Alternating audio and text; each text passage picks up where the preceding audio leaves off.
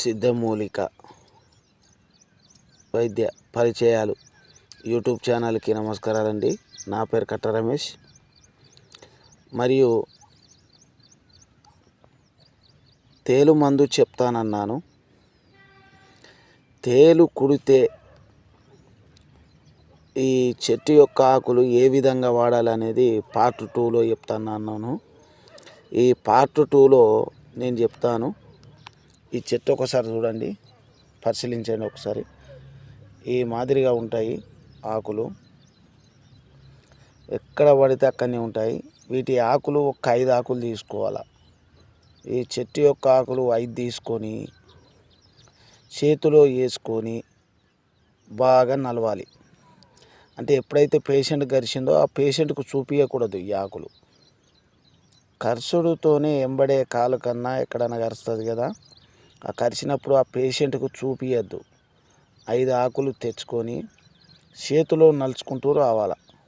చేతిలో నలుచుకుంటూ వచ్చినాక తర్వాత ఎక్కడైతే తేలు కరిచిందో ఆ చోట ఒక్కసారి కాలుకు కరిచింది అనుకో, ఆ కరిచిన భాగాన ఒక జానెడు పైనుంచి వెళ్ళి రుద్దాలి. ఒకసారి రుద్దేసి ఎక్కడైతే కరిచిందో అక్కడ ఆ చెట్టు యొక్క పిప్పి మనం నలుస్తాం కదా, ఆ పిప్పి అక్కడ వేసి తెల్లటి గుడ్డతో కట్టాలి. ఆ కట్టిన ఒక 30 సెకండ్లలోనే తగ్గిపోతుంది, విరుగుడు అయిపోతుంది. ఇది ఒక గంట సేపు ఉంచితే మొత్తం పూర్తిగా శరీరంలో ఉన్న ఆ కాలు గుట్టినటువంటి విషం అంతా విరుగుడు అయిపోతుంది. ఒక గంట లోపంతా అయిపోతుంది. కానీ ఒక నిమిషంలోనే, ఒక 13 సెకండ్లోనే అయిపోతుంది, మొత్తం విరుగుడు అయిపోతుంది. కానీ ఒక గంట సేపు అయితే ఉండాలి. అలా చేసినట్లయితే మనం తేలు విషం నుండి బయటపడతాము. ఇది అందరూ తెలుసుకోవాలని చెప్పాను. ఎందుకంటే మనం ఇప్పుడు ఈ కాలం వర్షాకాలం వస్తుంది. ఈ వర్షాకాలంలో చాలా మనం బయటికి వెళ్తూ ఉంటాం, పొలం పనులకు వెళ్తూ ఉంటాము. తెలిసో తెలియకో ఆ పొలాల్లో పని చేస్తూ ఉంటారు. అప్పుడు అవి కుడుతూ ఉంటాయి.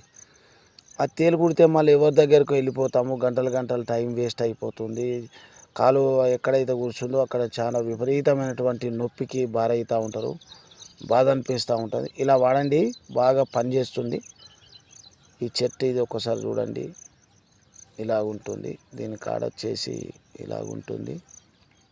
ఒకసారి తెంపుతా చూడండి, ఇలా ఉంటుంది.